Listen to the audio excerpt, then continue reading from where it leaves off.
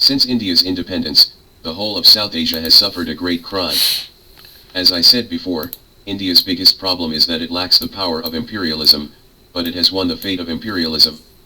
Since the British forces withdrew from South Asia in 1947, there has been a short-term power vacuum in South Asia. The combat effectiveness of the Indian army is not very good.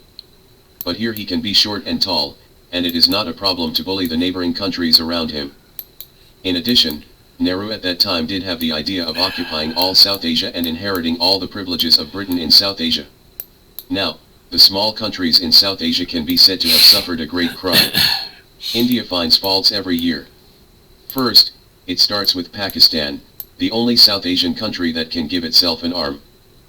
When Pakistan was unable to fight against India, India became even more unscrupulous. On land, he occupied one-third of Nepal's land, annexed Sikkim, controlled Bhutan, and almost turned the entire South Asia into his own back garden. At sea, he has repeatedly used troops against Sri Lanka and the Maldives. Sri Lanka is now in constant civil strife, and has even become the first bankrupt country on earth. India cannot escape responsibility. It is out of such hatred that many people want India to be divided, including us. Because India likes to find trouble on our border too much, until now, India has occupied our southern Tibet and refused to return it.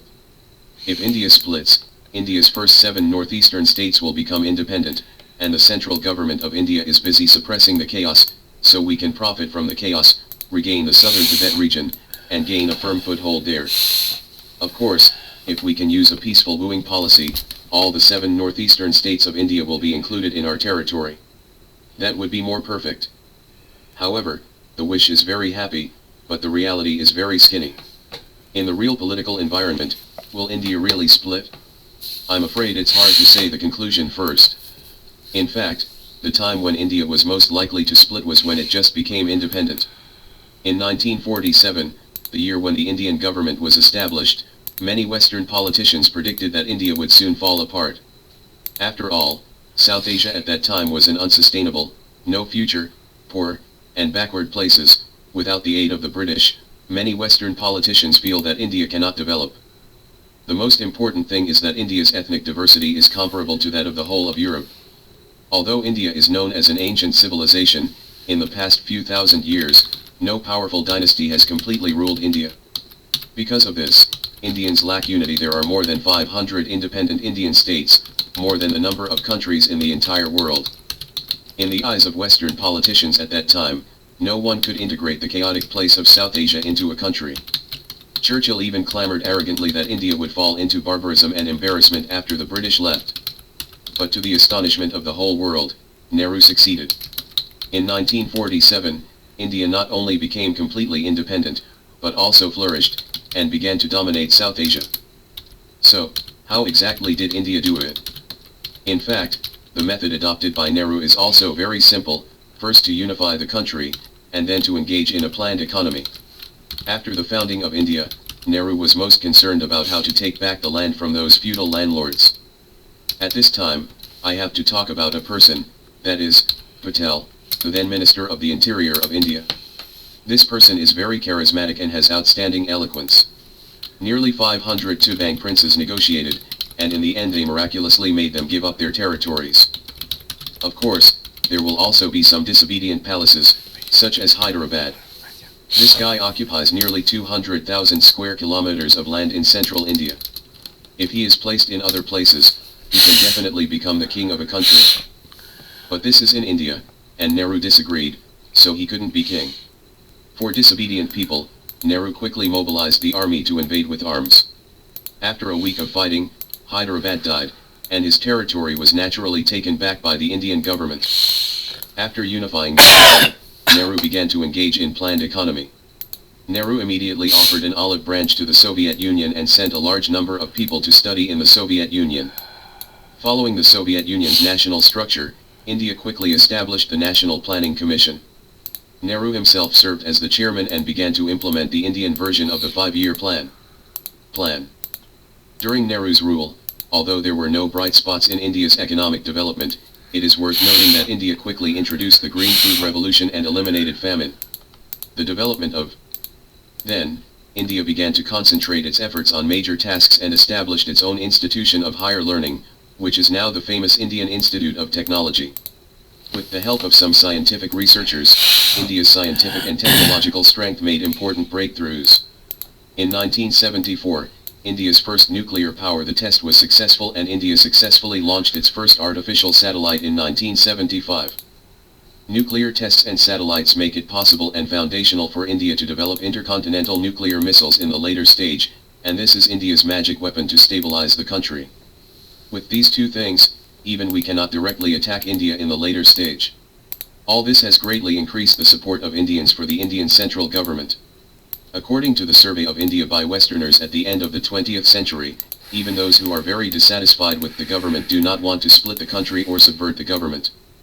Powerful and fanatics are most concerned about how to draw their own borders, and how to ensure their own interests within the framework of the entire India.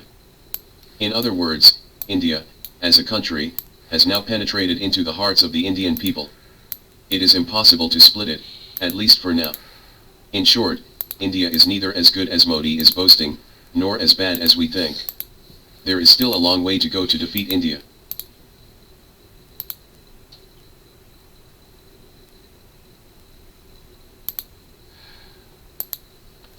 As we all know, our country is a vast country, and there are countless resources under these lands of our country, and this is why other countries covet it.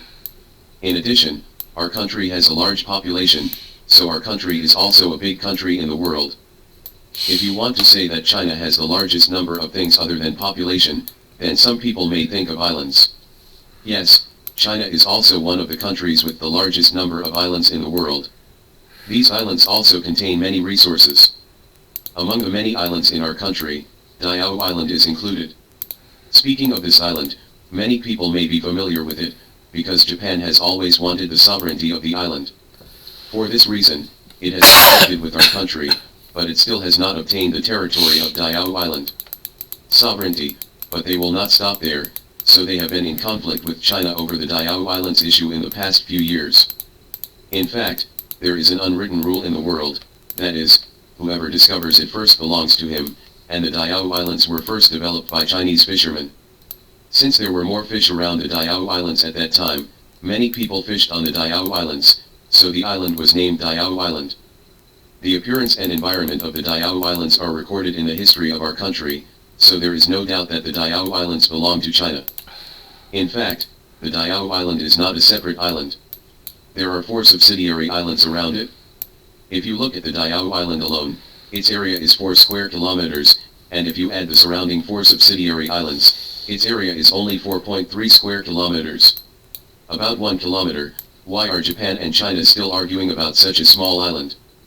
In fact, the Diao Islands are insignificant compared with the size of our country, but for Japan, which is as small as a small projectile, the Diao Islands can be regarded as a large territory. In fact, Japan has been competing with China for the Diao Islands, not just for a piece of land territorial competition, but for the rich resources on the Diao Islands. A few years ago, geologists from the United Nations conducted a careful survey of the Diao Islands, and found that the seabed of the Diao Islands and its surrounding islands is rich in oil resources, roughly estimated at about 80 billion tons. It is precisely because of this great discovery that the Japanese were so jealous that they tried their best to occupy the Diao Islands. It was in the 1970s when the United Nations conducted an investigation on the Diao Islands. At that time, the exploration technology of countries in the world was not advanced. Now that the technology has developed rapidly, if the Diao Islands are inspected again, the data obtained will definitely be better than before. Japan is also looking at this point, so it has not let go of the Diao Islands for so many years. Some people may wonder, since the Diao Islands have so many oil resources, why does the country not develop them here? In fact, everyone knows that oil resources are non-renewable resources, and they will be less when used. In addition, my country's oil resources can be purchased from other sources, so the country does not intend to mine the Diao Islands. Maybe in the future when it is needed the oil from the Diao Islands will be exploited.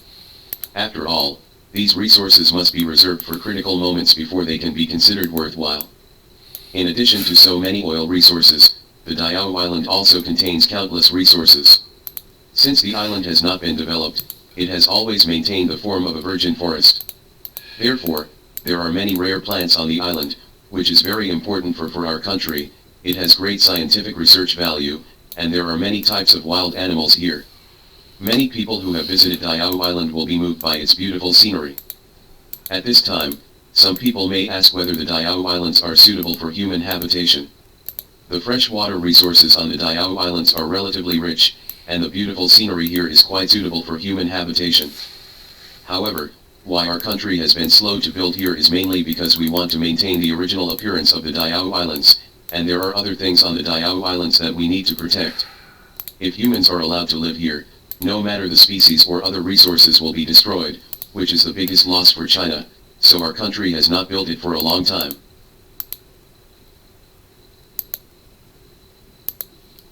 Never give up under any circumstances. People living in this world can choose everything except their birth and family circumstances. You can choose to work hard to change your current situation, or you can choose to lie down and live in a muddle.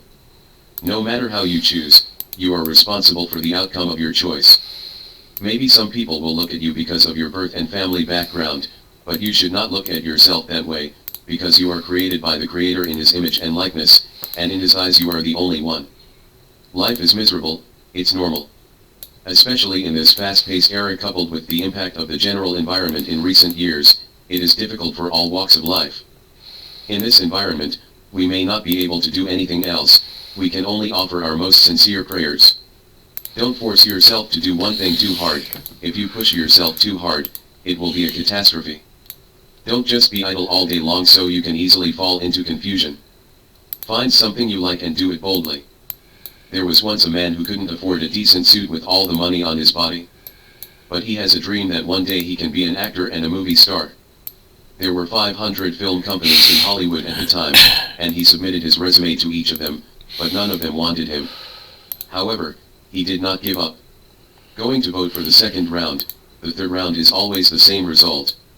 According to our opinion, we should have given up long ago.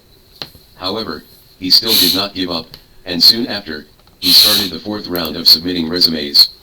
When he visited 350 film companies, the boss of his company hired him for the first time, and he became a famous actor. Faced with 1,000 rejections, he never gave up. It was this spirit that made his dream a reality. Therefore, people must have a spirit of never giving up when facing their own ideals. Only in this way can your ideal become a reality. There was a little brother who had two dreams when he was a child. I dreamed that my brother's sheaves bowed down to his sheaves, and the stars and the moon bowed down to him. Therefore, he was sold to Egypt, where he was falsely accused by the owner's wife in a wealthy family and sent to prison. However, he was not discouraged, let alone gave up because he knew that the one in heaven was always with him.